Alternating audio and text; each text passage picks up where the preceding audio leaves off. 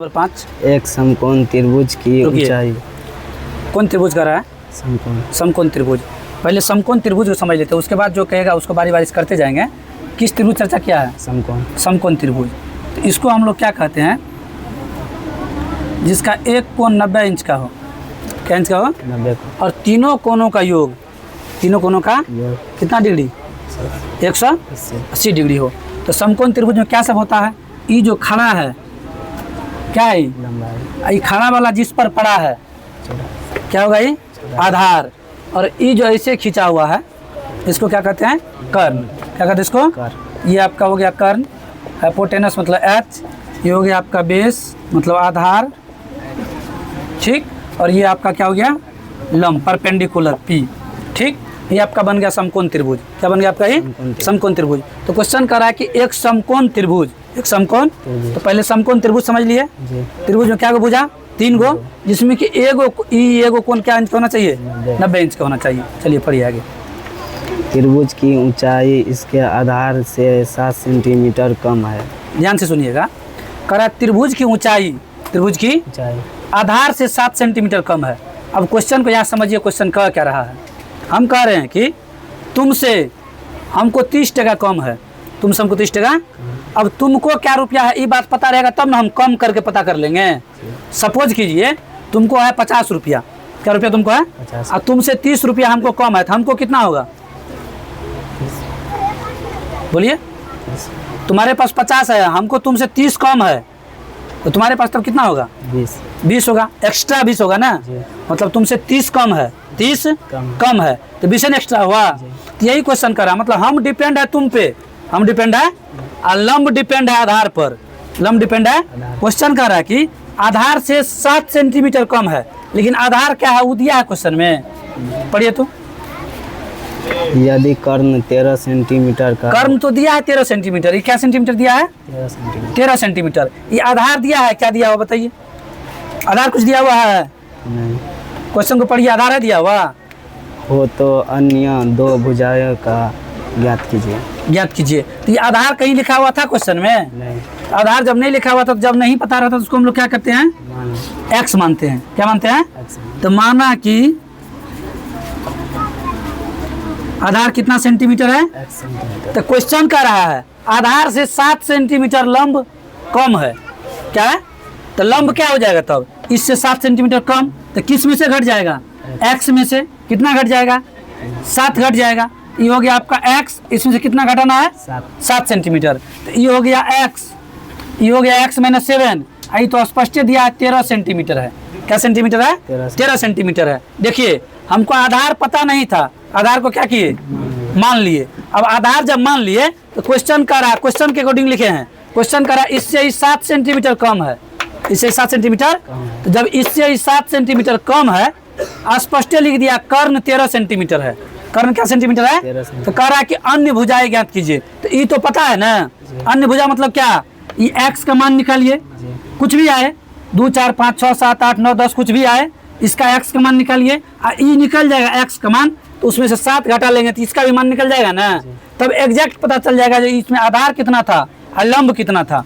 आधार कितना था और लंब कितना था। तो अभी तो क्वेश्चन हम नहीं बनाए हैं, अभी सिर्फ लिखे हैं क्वेश्चन। ये है 5, ये है 12, ये है 13। समझे? जिसका कर्ण 13 है, इसका लंब और आधार निकालेंगे तो 5 12 13 आएगा। कितना आएगा? 5 12 13 आएगा। अब देखिए क्वेश्चन क्या है आपको, सो देखिए अन्य 2 भुजा आपको ज्ञात करना है। अन्य 2 भुजा आपको आइए, तो हम लोग जानते हैं पाइथागोरस प्रमेय से। चलिए 10 निकलिए आप। हम लोग जानते हैं पाइथागोरस प्रमेय से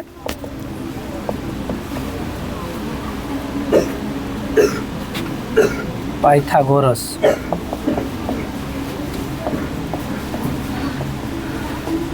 पाइथागोरस प्रमेय से हम लोग जानते हैं, क्या जानते हैं?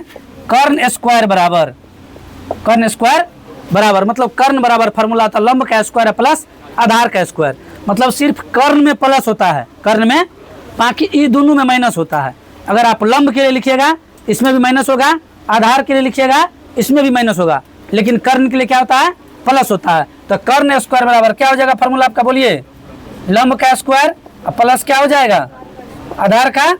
अच्छा कर्ण का स्क्वायर जो लिखे हैं, तो कर्ण का वैल्यू तो दिया हुआ क्वेश्चन में, कितना है बताइए? 13। तो क्या कीजिएगा? 13 का स्क्वायर 13 का।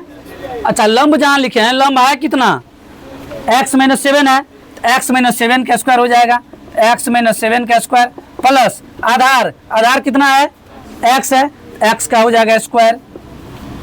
अब यहाँ आइए, इसको अगर आप a मानते हैं और इसको अगर आप b मानते हैं तो ये क्या हो गया तब, a माइनस बी का होल स्क्वायर। इसको पहले a माइनस बी का होल स्क्वायर ओपन करते हैं, इस 13 को 13 से गुना करेंगे तो कितना होगा, 13 169। अब आइएगा इस साइड, इसको जब a माइनस बी के फॉर्म पे खोलेंगे तो इनका फार्मूला होता है a square plus B square minus 2ab, ये भी फार्मूला होता है ना, a स्क्वायर, चलिए क्या होता है formula, a square plus B square minus 2ab। इसी पर इसको ओपन कर रहे हैं, देखिएगा इसको जब ओपन करेंगे तो ऊपर में लिखे a स्क्वायर, एक जगह पर है क्या x square plus B square, B की जगह क्या है माइनस 2ab, 2ab, क्लियर। उसके बाद आइएगा, अब लास्ट में है प्लस का एक्स स्क्वायर, यही ना प्लस का एक्स स्क्वायर। आइएगा ध्यान दीजिएगा, ये हो गया आपका 169, क्या हो गया आपका 169। अब ध्यान दीजिएगा, ई एक्स स्क्वायर, ई एक्स स्क्वायर, ए भी प्लस में, ए भी प्लस में जोड़ दे, क्या होगा एक्स स्क्वायर हो जाएगा 2x स्क्वायर। चलिए 2x स्क्वायर, इस 7 का स्क्वायर करेंगे, 7 7 49, ए स्क्वायर प्लस बी स्क्वायर 49 हो गया। इसको गुना कीजिए, 2 को 7 से गुना कीजिएगा, 7 दूना और 14 में x है तो 14x हो जाएगा, ठीक है। ये जो है 169, इसको उस साइड ले जा रहे हैं क्योंकि द्विघात, जिस दिन द्विघात समीकरण स्टार्ट किया उस दिन बोले थे ना बराबर को सेट क्या होना चाहिए, होना चाहिए। तो इसको जब उधर ले जाएंगे तो इधर हो जाएगा आपका 0, इधर हो गया 2x square, 2x square plus 49 minus ये हो गया आपका 14x। इसको जब इधर कीजिएगा तो ये हो जाएगा माइनस के 169। यहाँ तक समझे, आगे निकलिए।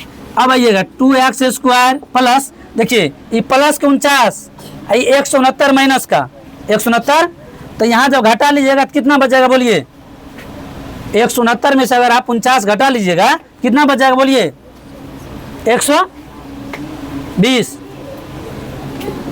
120। लेकिन ये बीच वाला को बीच में लिख लेते हैं, ये जो माइनस का 14x है इसको बीच में लिखिए, माइनस का 14x और क्या होगा प्लस का 100, सॉरी माइनस का होगा ना, माइनस लो ज़्यादा है नहीं, तो माइनस का 100 बराबर। अब किस फॉर्म पे आ गया ये, गुणनखंड के फॉर्म पे। अब इसका गुणनखंड कर सकते हैं, लेकिन इसको और शॉर्ट कर लेते हैं। कैसे, देखिए यहाँ से 2 कॉमन आ जाएगा, यहाँ से भी आ जाएगा, यहाँ से भी आ जाएगा ना। हालांकि यहाँ भी कर सकते हैं लेकिन थोड़ा सा एक स्टेप कर लेंगे तो और आसान हो जाएगा। कीजिए, इसमें से 2 बाई निश्चित निकालेंगे तो यहाँ हो जाएगा एक्स स्क्वायर, इसके बाद यहाँ हो जाएगा आपका 7x माइनस यहाँ क्या हो जाएगा बराबर 0, x square minus 7x minus के 60 बराबर 0। ये बट्टा में क्या हो जाएगा 2x square minus 7x minus के 60। अब इसको जब भागा दिए तो यहाँ बराबर में क्या हो जाएगा। अब इसका आप गुणनखंड कर लीजिए। इसका गुणनखंड कैसे कीजिएगा, तो एक्स स्क्वायर के कोफिशिएंट से लास्ट वाले टर्म में क्या करना है, अचर वैल्यू में क्या करना है, गुना करना है। तो एक्स स्क्वायर का कोफिशिएंट अगर नहीं कुछ है तो कम से कम 1 तो है ना, 1 है।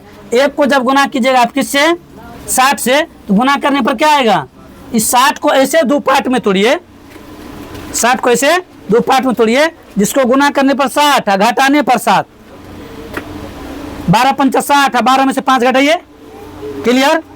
आइएगा, तो इसको जब यहाँ पर गुणनखंड करेंगे x square minus 12x minus क्या हो जाएगा 12 पंचा 60, अब 12 में से 5 घटा तो 7 हो गया। चलिए माइनस के 60 बराबर 0।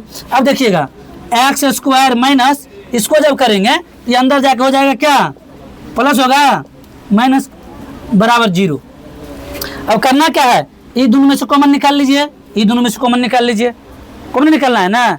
तो ये एक जोड़ा हम कॉमन निकालेंगे तो क्या निकलेगा कॉमन, बताइए, एक्स कॉमन निकाल लें।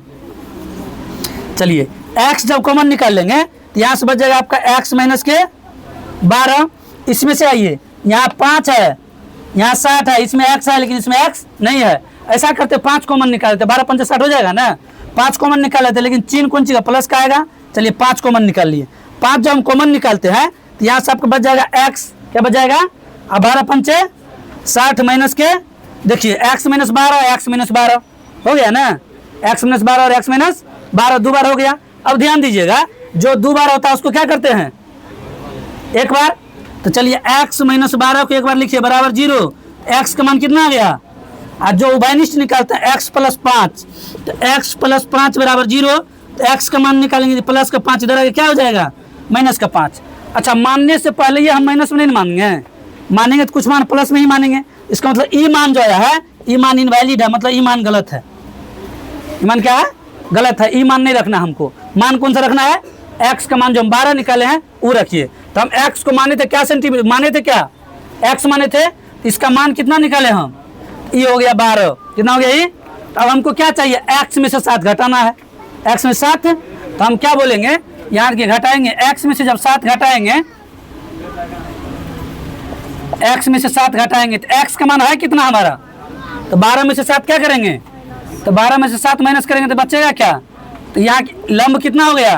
तो हम तो ये चीज़ पहले क्लियर किए थे, जब 5, 12 और 13 आंसर आएगा। 13 तो पहले से था, कहा था अन्य दो भुजा ज्ञात करे, अन्य दो भुजा, अन्य दो भुजा क्या हो गया हमारा 5 और, समझे कि एक बार समझाएं, समझ गए।